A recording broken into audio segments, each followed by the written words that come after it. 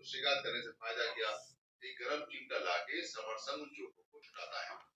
हमारी जो पहली लड़ाई चल रही है वो पहली लड़ाई अपनों से, समरसंघों से, और दूसरी लड़ाई भी अपनों से। बाहर वाले लोगों से लड़ने का अवसर नहीं है, क्योंकि बाहर वाले लोग आपके किसी भी काम में ना बाधक है ना रुकावट है। वो आपको ना इकट्ठा होने से मना करते हैं, ना आपको अपने अधिकार लेने से मना करते हैं, ना आपको कहीं कोई भी चीज लेने से मना करते हैं।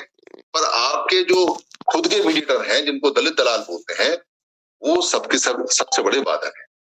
बाधक वो इसलिए है क्योंकि जब वो समाज के ऊपर डिपेंडेंट है तो समाज से उनको खून कैसे मिलेगा। आप जोक समझ लीजिए, खून कैसे मिलेगा, जोक की तरह है वो।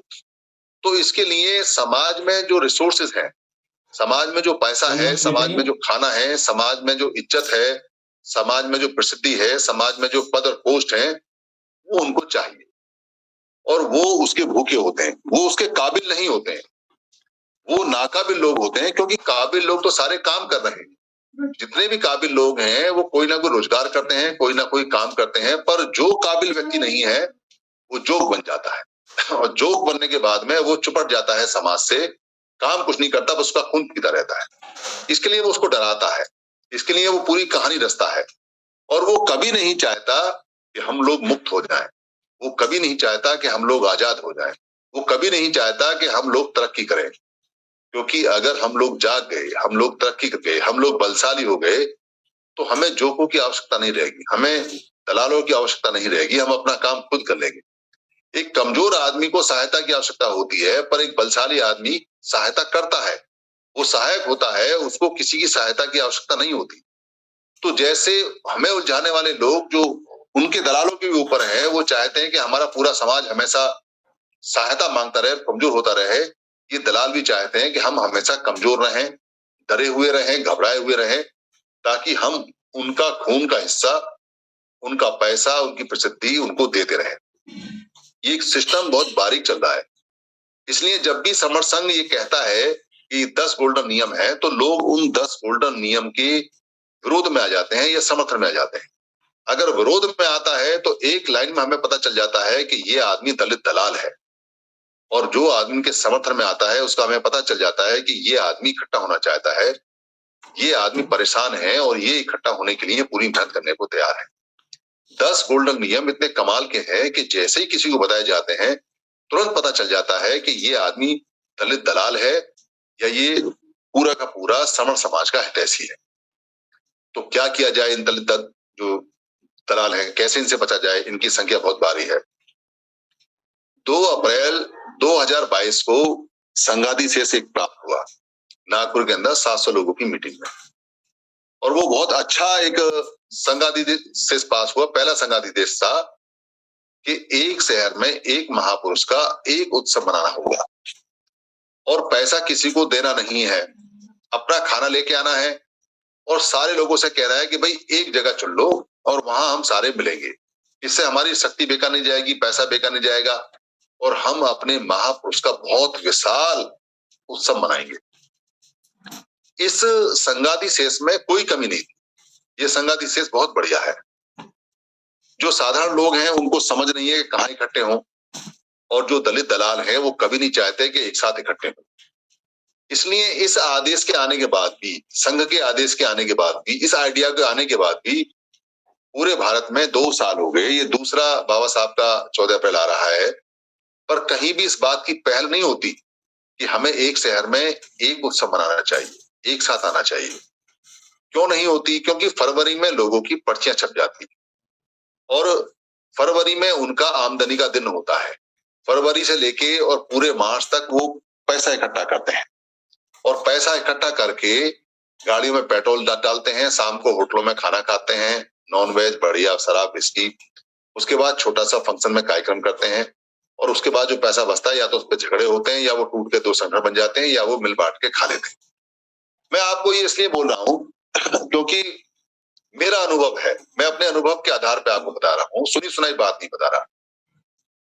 दिल्ली का रामलीला मैदान अब से 15-20 साल पहले की बात है, तब वो मेरे ख्याल में 7 या 8 हजार में बुक होता था, इससे कम भी हो सकता है, पर 8 हजार का मुझे एक बार याद है।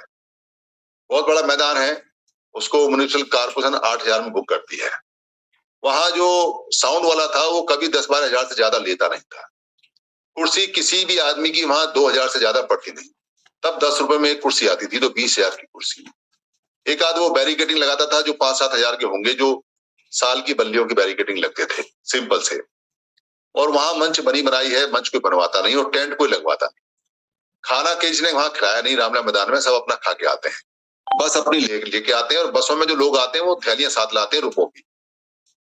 तो ये सारा जो काम है, थोड़े इल्ले बिल्ले और लगा लो 10-5 हजार के जो फ्लैक्स फ्लैक्स है, इसके अलावा वहां कोई आवश्यकता होती नहीं। आराम से आइए, भाषण दीजिए, चले जाइए। वहां उन कार्यक्रमों में मैं शामिल रहा हूं, मैंने अपनी आंखों से देखा है, एक एक चीज मैंने देखी है। उनके जो कूपन छपते हैं वो कई कई करोड़ के छपते हैं, क्योंकि वो सारे स्टेटों में जाने होते हैं। सरकारी कर्मचारियों से पैसा आता है तो सरकारी कर्मचारियों के सभी डिपार्टमेंटों में कूपन जाते हैं। अब मैं कूपन का खेल बताता हूं आपको कि कूपन का खेल कैसे होता है। ये जो दलित दल्ले हैं, जो दलित दलाल हैं, ये कैसे काम करते हैं। देखिए कहां से शुरू होता है। कूपन 20 करोड़ के छपे और पूरे देश में बट गए। उनपे चोरी ना हो इसलिए 500 रुपए का कूपन, 1000 रुपए का कूपन, 5,000 का कूपन, 100 रुपए का कूपन, ऐसे वो बुक जाती है। 100 रुपए का कूपन है, अगर उसमें 20 पन्ने हैं तो 2,000 रुपए की वो बुक हो गई। वो डिस्ट्रीब्यूट होती है, उनसे कहता है आप कलेक्शन करो और इसको कार्यक्रम से पहले भेजो। जगह जगह मीटिंग भी लगाई जाती है। हर दफ्तर में पैसे लिए जाते हैं कि भाई आरक्षण जा रहा है, आपकी नौकरियां जा रही हैं, आपका ऐसा हो रहा है। तो सरकारी कर्मचारी सोचता है मैं जाऊंगा नहीं, आऊंगा नहीं, आरक्षण बचा रहे, मेरी ड्यूटी बनती है। नहीं तो उसको हुट्टी बुलाते हैं कि तेरे को 5% बाबा साहब ने कहा है दे, वरना तो डर की वजह से देता है कि भाई एसोसिएशन में मेरा कोई काम वाम पड़ सकता है, मुझे दे देना चाहिए। वो पैसा देकर जान छुड़ा लेता है। तो वो एक एक आदमी को ढूंढते हैं जो आदमी पैसा दे सकता है। कुछ देते हैं, कुछ नहीं देते हैं। वहां से पैसा कलेक्ट होता है पर रसीद बुक नहीं आती कभी। पैसा कलेक्ट होने के बाद में वो पैसा अपने पास रख लेते हैं। जब फोन जाता है इधर से तो थोड़ा बहुत पैसा भेज देते हैं, कहते हैं बाकी हम वहीं आके दे देंगे। वहां जो पैसा कलेक्ट होता है वो पूरा पैसा नहीं आता, चोरी वहां से आरंभ हो जाती है। तो वो चोर होता है, फिर वो पैसा स्टेट लेवल पे इकट्ठा होता है। स्टेट लेवल पे जब पैसा इकट्ठा होता है तो फिर उसमें से चोरी होती है। पैसा सपोज वहां पे 5 लाख इकट्ठा हुआ तो वो कहता है 3 लाख इकट्ठा हुआ है, 2 लाख की चोरी वो कर लेता है। वो पैसा फिर सेंट्रल में आता है, जो बॉडी सेंटर की होती है। सेंटर की बॉडी पे जब आता है तो पैसा कुछ कुछ आता है पर काफी होता है, वो खर्चा कुछ होता नहीं, तो वो पैसा भी बचता है। पर कोई किसी से हिसाब नहीं लेता। हिसाब ना लेने का कारण क्या है कि हर साख पे दलित दल्ला बैठा हुआ है, इसलिए हिसाब नहीं लेता। क्यों नहीं लेता? क्योंकि जो पहले पैसा इकट्ठा करता है उसने चोरी की है, उसने कम पैसा आगे भेजा। फिर जो दोबारा पैसा भेजता है वो चोरी कर लेता है, तो वो आगे पैसा कम भेजता है। फिर वो तिवारा जो आगे पैसा भेजता है वो चोरी कर लेता है, और जिसके पास सबसे लास्ट में पैसा आता है वो भी चोरी कर लेता है। तो सारे चोर लाइन लगा के एक साथ वहां इकट्ठे हो जाते हैं। तो चोर चोर से क्या हिसाब मांगेगा? अगर हिसाब मांगेगा तो सबकी चोरी पकड़ी जाएगी, और सबकी चोरी पकड़ी जाएगी तो लोगों को पता चल जाएगा, और लोगों को पता चल जाएगा तो अगली बार पैसा नहीं मिलेगा। तो उनमें झगड़ा जब होता है जब बंटवारे में दिक्कत आ जाए, कोई ज्यादा पैसा खा जाए, बंटवारे में ना दे, हिस्सा ना दे, या कहीं कुछ बात ऐसी हो तब उनमें झगड़ा होता है। तो उनके दो फाड़ हो जाते हैं, उनकी दो संस्था बन जाती हैं। पर वो पब्लिक को कभी नहीं बताते कि हमारा सिस्टम क्या है। रसीदें कभी वापस आई नहीं आज तक, ना ही रसीदों का मिलान होता है, ना ही रसीदें कभी वापस आती है, ना ही कोई मांगता है। पैसा आ गया बहुत है, क्योंकि कोई कमाया तो है नहीं, इकट्ठा होके आया, जो आ गया फ्री में ठीक है। और यहाँ शोर मचता है कि वहां पे लाखों करोड़ रुपया खर्च होता है। तो मैंने एक आदमी से पूछा, अरे तूने इतने साल पैसा इकट्ठा करके दिया, तूने कभी हिसाब नहीं मांगा उससे? कह रहा जी मैं क्या हिसाब मांगता, मैं जितने इकट्ठे करता हूं मैंने कभी उतने दिए भी नहीं इसको, यही मुझसे हिसाब मांग लेगा तो क्या होगा। तो वो उससे नहीं मांगता और वो उससे नहीं मांगता। पर सबसे ज्यादा नुकसान हमारा होता है। हमारा इसलिए होता है क्योंकि हम तो अच्छे मन से और काम की उम्मीद से पैसा देते हैं, हालांकि पैसे की आवश्यकता नहीं है, पर वो पैसा लोगों में, दलित दलालों में, जो ये संगठन है उनमें झगड़ा पैदा कर देता है। उससे क्या होता है कि उनके जो मन मस्तिष्क है और उनकी जो बॉडी है, उनकी जो बॉडी लैंग्वेज है, उनकी जो सच्चाई है वो खत्म हो जाती है, और वो सरकार से अपना हक नहीं मांग सकते, वो लड़ नहीं सकते, और वो किसी को कैड़े पड़ के ये बोल भी नहीं सकते, अरे तूने ऐसा क्यों किया, तूने ऐसा क्यों नहीं किया, क्या कारण है, क्या नहीं है। तो वो जब किसी को कैड़े पड़ के बोल नहीं सकते तो वो क्या संगठन चलाएंगे और क्या होगा? सिर्फ चंदा इकट्ठा होता रहता है। वहां सब एक दूसरे के साथ दबे हुए होते हैं और सब एक दूसरे की नस को जानते हैं। ये सिस्टम आज भी चलता है, ये सिस्टम सारे संघ उनमें चलता है। लोगों ने चीवर पहन लिए, चीवर पहनने के बाद में जगह जगह मठ बना लिए। कोई भिक्खु बहुत अच्छा होगा, क्योंकि भिक्खु अच्छे होते हैं, मैं मना नहीं करता, पर कुछ भिक्खु ऐसे हैं जिन्होंने चीवर पहन लिया, उनको ये नहीं पता कि चीवर उन्होंने कहां से पहने, क्यों पहने, चीवर की मर्यादा क्या है, चीवर के नियम क्या है। चीवर वाला आदमी पैसे हाथ से छू नहीं सकता और लोग गड्डियों पर गड्डी लिए जा रहे हैं। तो आपको पता ही नहीं है कि कहाँ दलाली हो रही है और कैसी दलाली हो रही है, क्योंकि आप कभी पूछते नहीं और आपको कोई जानकारी देता नहीं। ये समस्या इसलिए बनी हुई है क्योंकि पूछने का जो हिसाब किताब है वो चलन में कभी आया नहीं और कोई पूछने देता नहीं। तो जिस व्यक्ति से मैंने ये पूछा कि भाई आपको पूछना चाहिए था कि कितना पैसा आपने दिया, कितना नहीं लिया, तो मैंने उसको ये कहा कि अगर तुम्हारे जैसे लोग ऐसा करते रहेंगे तो हमारे जैसे लोग कहाँ जाएंगे। ये जो सीधे साधे सच्चे सच्चे लोग हैं जो चाहते हैं कुछ क्रांति व्रांति हो जाए, कुछ बच्चे बच जाए, इनका क्या होगा।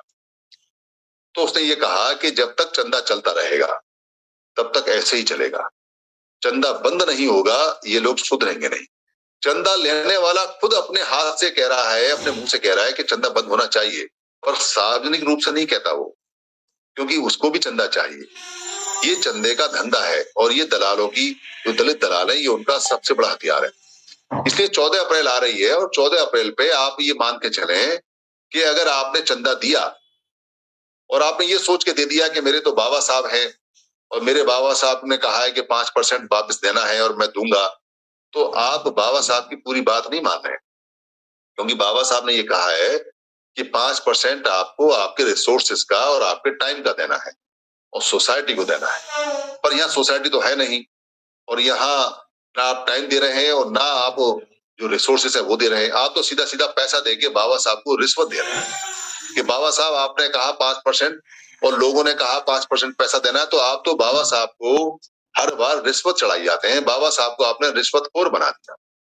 आप तो बाबा साहब को एक तरह से गाली दे रहे हैं उनको पैसा देके।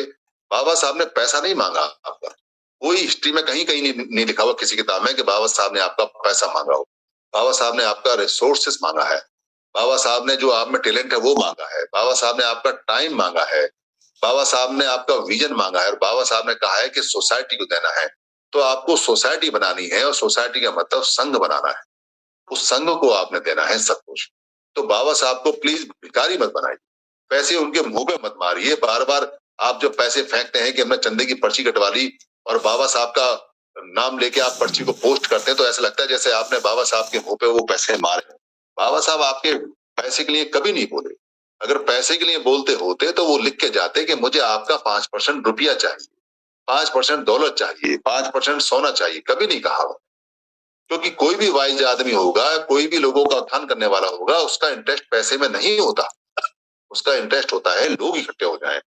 लोग इकट्ठे हो जाएंगे तो रिसोर्सेस तो बहुत बाद की चीज है, पैसा तो बहुत बाद की चीज है। इसलिए इस 14 अप्रैल पे कसम खाइए और लोगों को कसम खिलवाइए कि बाबा साहब के मुंह पे पैसा नहीं मारेंगे, बाबा साहब की बेइज्जती नहीं करेंगे, बाबा साहब की इंसल्ट नहीं करेंगे। बाबा साहब ने कहा था सोसाइटी के लिए आपने पे बैक करना है, तो पे बैक रुपया नहीं मांगा उन्होंने, आपका टाइम मांगा है, आपका रिसोर्सेस मांगा है। तो आप उस दिन सब इकट्ठे हुए और ये जो दलित दलाल हैं इनके मुंह पे काला रंग लगाइए कि आप सब इकट्ठे होके आते हो तो ठीक है और नहीं आते हो तो तुम दलित दलाल हो, हमें तुम्हारी आवश्यकता नहीं है। आप यकीन मानिए कि जिस दिन आप इन दलित दलालों से अपना पीछा छुड़वा लेंगे आप जीत जाएंगे। क्यों जीत जाएंगे? क्योंकि 2 अप्रैल 18 को ये दलित दलाल नहीं आए थे आपके साथ में। अगर ये दलित दलाल आए होते तो आपको बेच आते, आपका कोई ऑर्डिनेंस वापस नहीं होता, वो अभी कोर्ट पर लटका हुआ होता, वहां सुप्रीम कोर्ट की सुनवाइयां चल रही होती और उस पर बार्गेनिंग चल रही होती। पर उस दिन अच्छा हुआ कि संघ जाग गया और सारे लोग इकट्ठे हो गए और दलित दलालों को एक तरफ फेंक दिया और फिर हमें हमारा अधिकार मिल गया। बाबा साहब ने कभी नहीं कहा कि इकट्ठा होने के लिए नेता की आवश्यकता है, कभी किसी महापुरुष ने नहीं कहा। बुद्ध ने तो नेतागिरी पूरी खत्म कर दी, बुद्ध ने तो इतना कुछ खत्म किया कि उन्होंने अपना परिवार भी उसके अंदर मिला दिया ताकि परिवारवाद भी ना आए। पर बाबा साहब का तो परिवार आ गया और परिवारवाद भी आ गया और परिवार भी टुकड़ों में टूटा हुआ है। इसलिए बुद्ध ने परिवारवाद खत्म कर दिया, क्योंकि परिवार भी आता है तो बाद में दिक्कत हो जाती है। जिन जिन संतों का बाद में परिवार आया है उन संतों का बेड़ा गर्क हो गया, उनकी वाणी खत्म हो गई, उनके परिवारों ने उनका सब कुछ खत्म कर दिया। इसलिए किसी भी हालत में जैसा बुद्ध ने आदेश दिया और जैसा बताया था कि संघ का नायक संघ होगा, संघ का चलाने वाला संघ होगा, धर्म का चलाने वाला धर्म होगा, वैसा ही बाबा साहब ने कहा है कि संविधान परिपूर्ण है, संविधान खुद में सक्षम है, संविधान में जो लोग आएंगे वो अपने हिसाब से इसको चला लेंगे, संविधान का कोई नेता नहीं होता, संविधान के लोग किसी को टेम्परेरी रूप से चुनते हैं संविधान की व्यवस्था के अनुसार, पर वो नेता नहीं होता, वो सिर्फ उसको चलाने के लिए एक मात्र नाम होता है, बाकी ताकत लोगों के हाथ में होती है, लोकसभा में होती है और बहुमत में होती है। ये बात सारे महापुरुषों ने हमारों ने बिल्कुल स्पष्ट की है, पर हमारे जो दल्ले और दलाल और जो दलित दलाल है वो हमारे दिमाग में अपने फोटो डालते रहते हैं, या फोटो की प्रतियोगिता चल रही है, या फोटोबाजी चल रही है, या भाषणबाजी चल रही है। कर्म योगी कर्म के ऊपर कोई बात नहीं करता, काम करने के बारे में कोई बात नहीं करता। पिछले 70 सालों से हर मंच के ऊपर भाषण होते हैं, 4-4 घंटे भाषण होते हैं, और भाषणों के लिए कंपटीशन होता है, लड़ाइयां होती हैं, एक दूसरे के कपड़े फाड़ते हैं कि हमको भाषण देना है, हमारे नहीं बुलवाया। जिसको नहीं बुलवाते वो जन्मजात शत्रु हो जाता है, दुश्मन हो जाता है। पर बुद्ध ने तो कभी भाषण दिया नहीं, बाबा साहब तो कभी भाषण दे के लायक नहीं, उन्होंने तो कर्म योगी थे, कर्म किया। जितने भी लोग थे उन्होंने कर्म किया।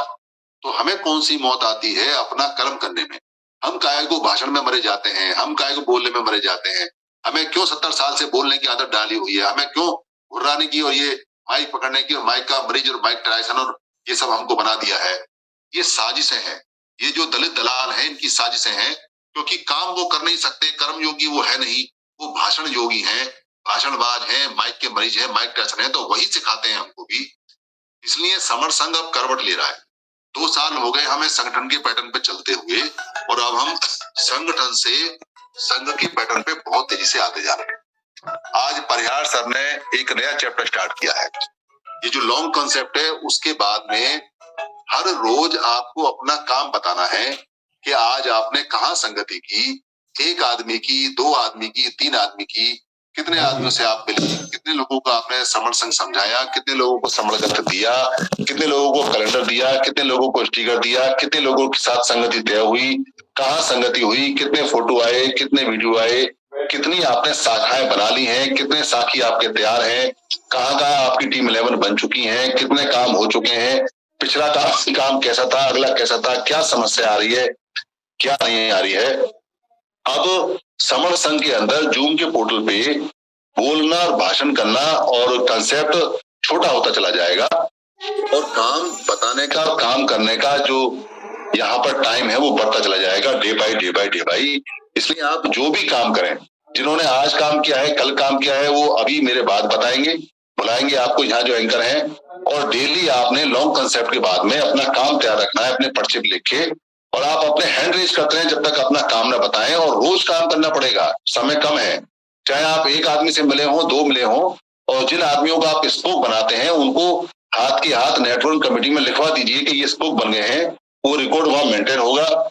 जो मीटिंग आपने देनी है, वो जो यहाँ मैनेजमेंट कमेटी है, उस मैनेजमेंट कमेटी को लिखवा दीजिए कि हमारी यहाँ फ्यूचर में मीटिंग होने वाली है, कोई परेशानी आती है तो वहीं डिस्कस कर लीजिए। अब हम कर्म योगी, कम योगी जो हमारे बुद्ध थे, जो डॉक्टर अम्बेडकर थे, उनकी राह पे चलते हुए वहां आगे बढ़ेंगे, और भाषण योगी, भाषणबाज और माइक टायसन ये हम धीरे धीरे कम करेंगे, ताकि संघ का पैटर्न आ जाए। क्योंकि संघ के अंदर कभी भी भाषण नहीं हुआ करते थे, वहां जो बात होती थी सिर्फ काम की बात होती थी, काम के ही वचन होते थे, काम का ही वचन होता था।